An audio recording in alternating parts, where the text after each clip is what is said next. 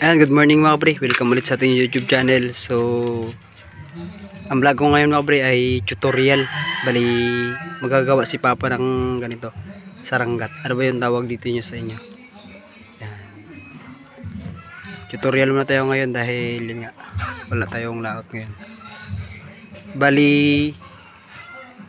yung gagamitin pala nito mga pre ay stainless number, sa ba?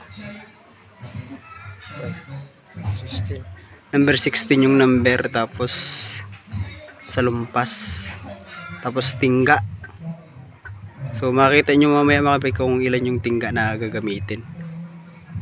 So si Papa ay nagkasimula na. So papakita ko rin sa inyo kung paano gawin. Ayan, yung unyang gawin mga pre ay yun. Bali, maglagari muna kayo ng ganito kataas. Mga pinakataas, diba? Mga tres yung haba ng kawayan. At ito pala yung butas. Yan. Ito lang yung butas. Bali, ma-adjustan pa to pag nakurti na yung nahulmahan ito. Ayan. Bali, nilagyan ni Papa ng papel para mahigpit talaga at di mabuhos yung tingga na malalagay dito sa loob.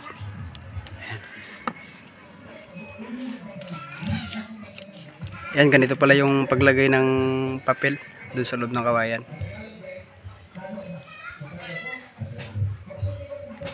Dapat mahigpit yung pagka lagay ng papel at ng stainless para hindi matanggal at di mabuhos ng hingga. Yan, ganito lang po.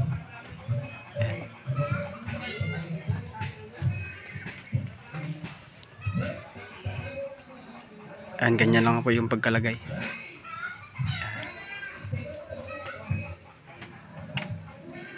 Bali, apat pala yung gawin ni Papa. So marunong din naman ako dito mga kabre. So baka pag season na talaga ng saranggaton, yun, gawa tayo ulit, tutorial tayo ulit. So comment nyo lang mga kabre sa susunod na video natin na gagawin.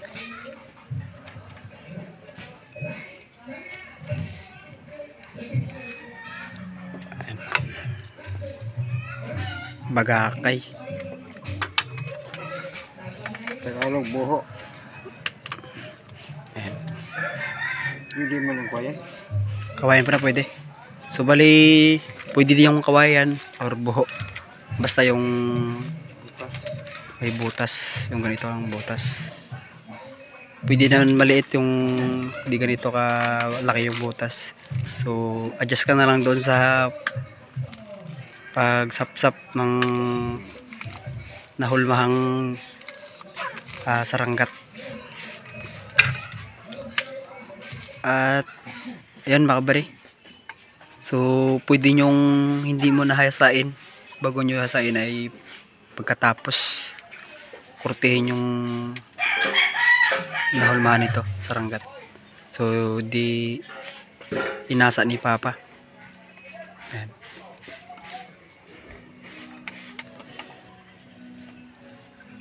So step by step tayo para magawa nyo dyan mga kabari kung may saranggat yun dyan sa isla ninyo na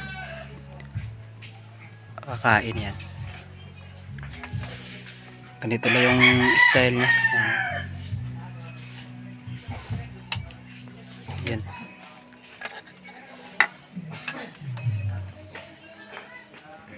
Ayan, bali ito mga kabari ay Itong talian ng nylon.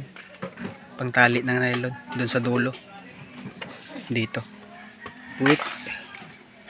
Nakatali niya para matalian. So for example, ito yung pakita ko sa inyo yung nagawa ni Papa. So ayun mga kabre, so papaliwanag ko muna sa inyo bago gawin ni Papa.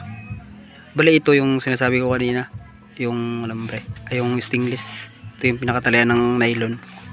Ayan. Ayan. Bali mamaya makikita nyo rin yung pag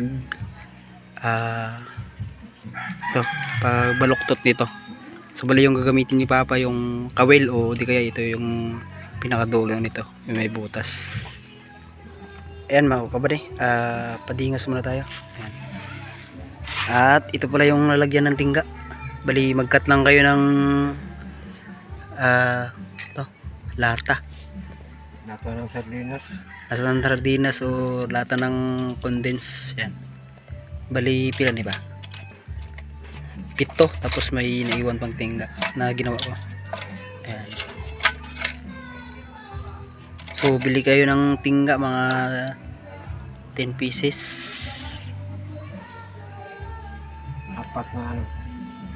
Ayan. 4 na kawayan. So kahit ilan yung gawin nyo mga kabady. Ayan, ganito yung hulmahan. Ayan. Tapos ito yung panglagay namin ng ito. So mamaya mga kabady ay makikita nyo rin. So lagyan niyo ng butas. Yan.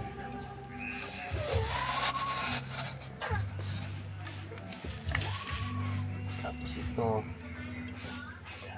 Yan. Lagyan nyo lang mga kabady. Bakon para hindi magtumba.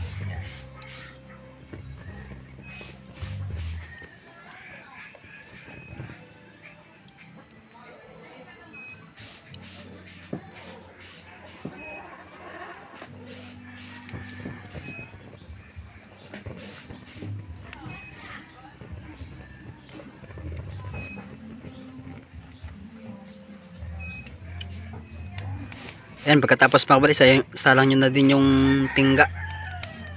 Ayan.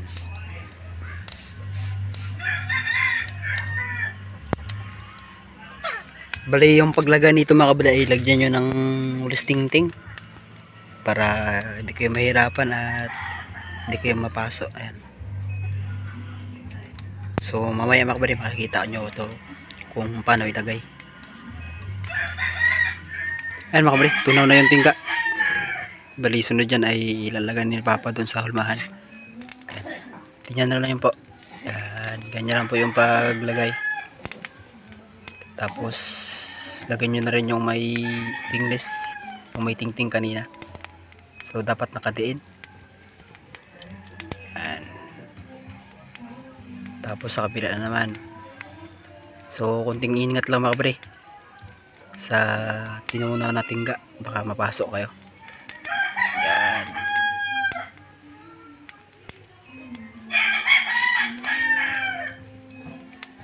Tapos sa kabila na naman.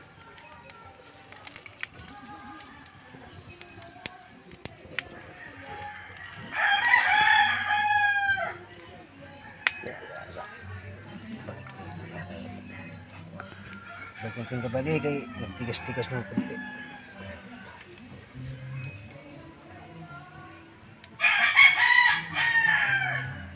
So hayain nyo muna doon sa may buhangin para magtigas talaga yung tingga.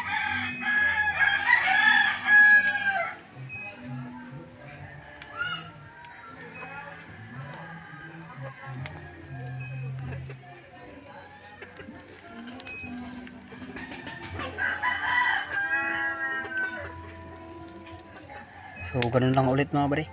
Ayan, buhos nyo lang.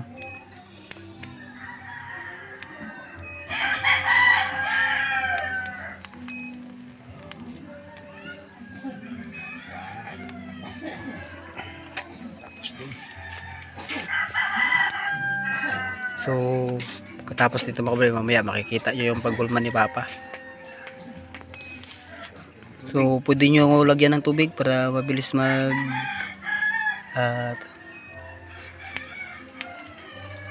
tuyo para hindi mainit.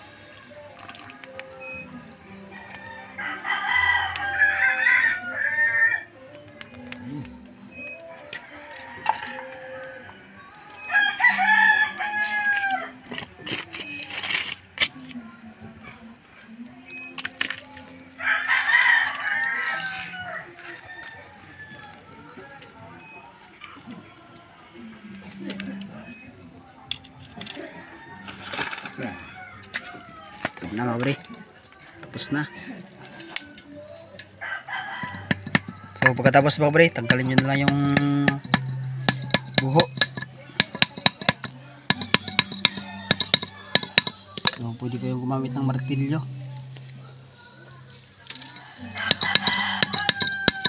Ayan, ganyan na mga kabady.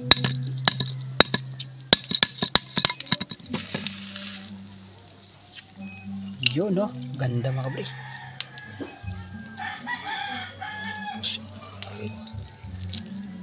Ayan, ganito na yung ilabasan. Yan, ganda mga kabady.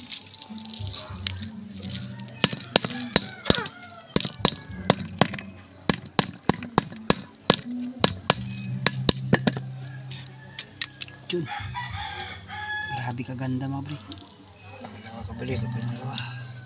Mainit. So dandahan lang mga kabady dahil mainit pa yung tingga.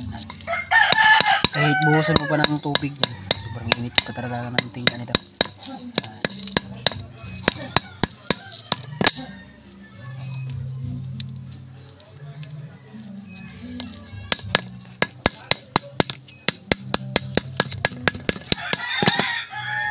Yun, ganda mga kabady.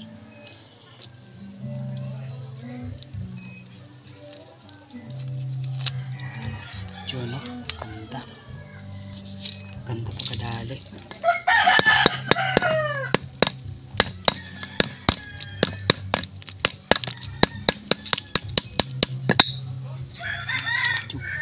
oh. Kinis na kinis. At tapos pa kayo, tanggalin nyo na lang yung papel.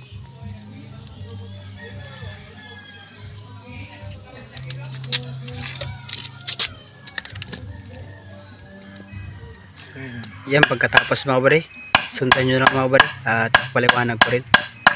Yan, pukpukin nyo sa may dulo. Ayan.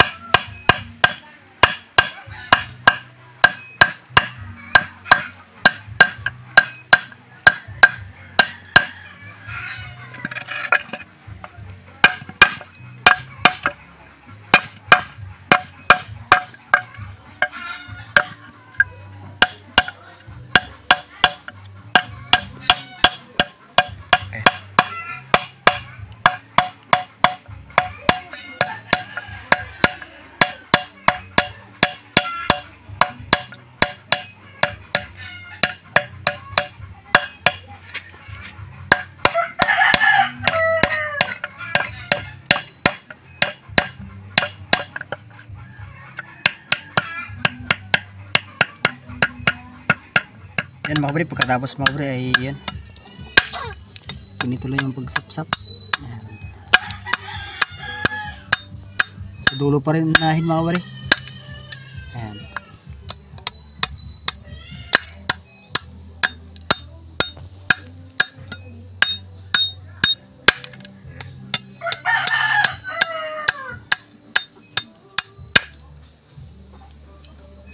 Hanggang sa magliit. Pinaka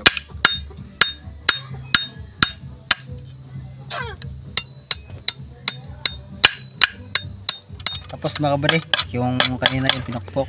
Yan. Yung yan. Pinagtan nyo lang. Yan.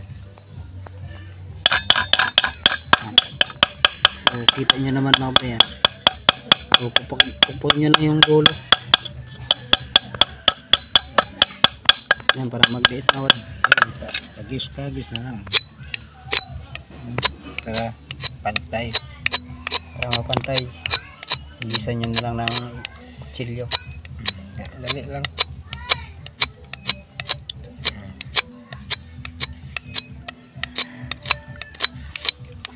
Yan mga kabady, ito na yung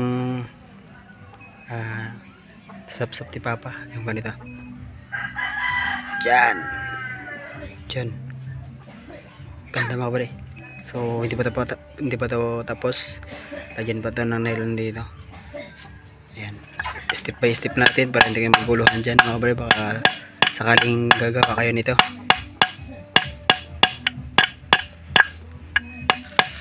Ayan. Tapos yung isa, ganun din yung mga kabady. So katulad kanina yung nakita niyo mga kabady. Ayan. Tukpuin lang yung sa dulo.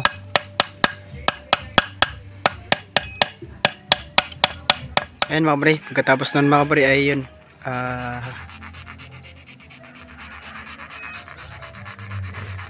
Ipahasa nyo lang sa bairan. Ayan. Ayan mga pre, tapos na talian ni Papa na ayan mga pre, tapos na po yung paghasa ni Papa. Bali yan, lagyan na yung nylon. Ayan, ganito lang po. Simula dito sa baba hanggang sa taas. So hanggang dito lang yan sa kalikat nga ano.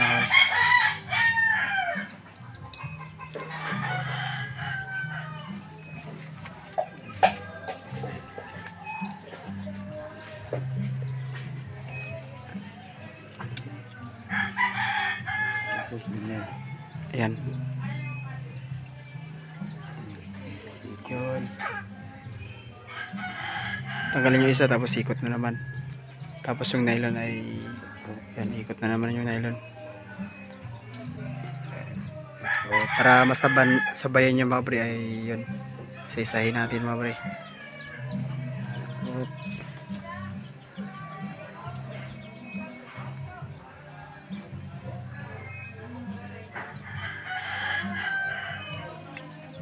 Isa lang paghuban. Hila para sabay-sabay sila ba.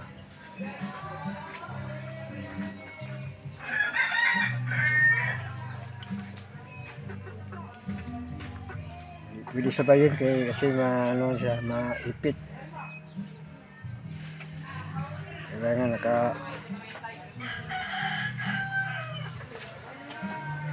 plaster siya.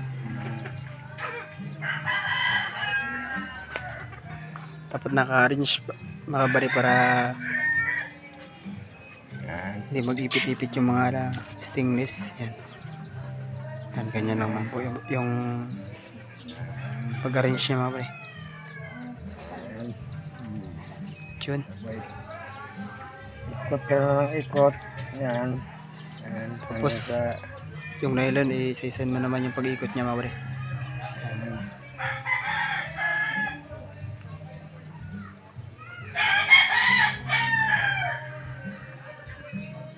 Ito kabali, makakaduling oh. Tingnan mo parang Tikit-tikit kasi mga kita yung ano niya, stainless. Yan. Yan. ayan mga pre, bari ito yung sunod mga pre. So pwede yung gamitin yung isang saranggat. Ayan, ito yung pinakadulo nya, yung pag baloktot ng ito stainless. Ayan. So simula dulo mga pre hanggang sa pababa mga pre. Ayan. Ayan. Ayan. Yun no. So ganyan na yung pagbaloktot mga pre. So nasa inyo yan mga pre kung designan nyo pa.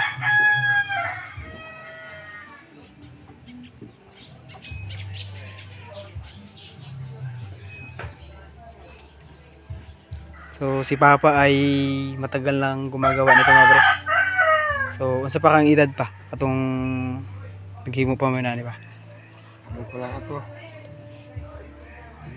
City. So si Bintin pa lang si Papa mga pre nagagawa na ng ganito saranggat.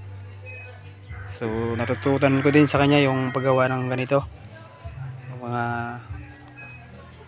saranggat, tina-tina, yung maliliit din na ganito. Ayan. So medyo mahirap dahil yun nga mano-mano lang yung paggawa namin mga pre. Tapos yung pag bait pa namin. Ayan. So ganyan lang po yung mga pre yung pag baluktot. Ayan.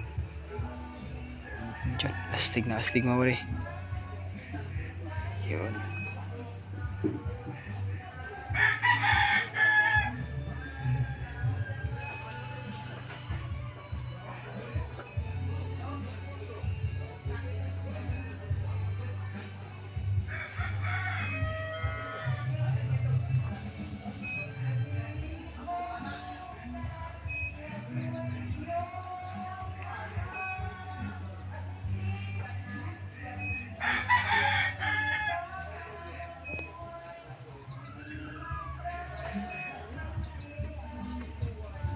Bali yung stainless pala mga kabari ay pila kabok pa? 12. 12? 12 kabok na rin? 12. Bali 12 na ganito.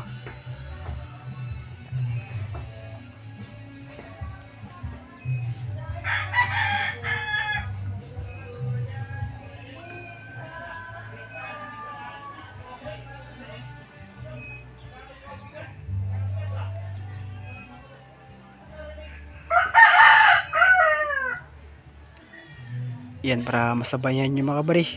Ano? Baka may barako dyan sa inyong isla. So ngayong month kasi mga kabari, mga barako naglalabasan na. So ngayong April palang gamay lang pala. Parang wala. Sa March, baka April mga kabari, magpakuha na naman dito sa isla. So i-vlog ko naman kung makakahuli kayo mga kabari. Yan. So malambot lang mga kabari. So gamitan nyo na lang kamay mga kabari. So kunting ingat lang. Matulis kasi yung dulo niya mga kabari. Yan. Ayan. Yun. Yan, tapos na mga kabari. Pakita na ka ba? Nahuli na tayo pang ulam. Ayan. So napakabisa nito mga kabari pagdating sa Pusit Barako. So ito yung dating gamit namin, yung mga sa previous video ko mga kabari, makikita nyo. Ito yung gamit namin. Yan. Saranggat. So handmade lang ito mga kabari. Yan.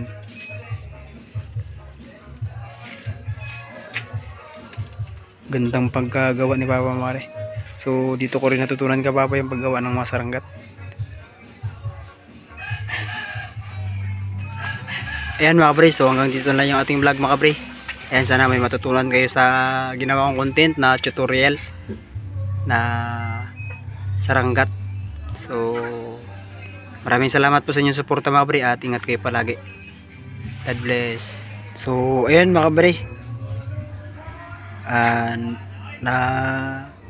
mga kabri, nasunod-sunod ko na yung by step ng paggawa ng saranggat. Ayan mga kabri. So ayan. So bali yung pain namin mga kabari, bali ito na yung puti na tinatawag na salumpas. So bumili na lang kayo dyan sa tindahan. Ayan.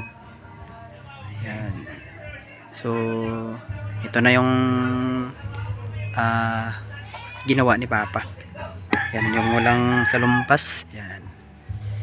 Ayun.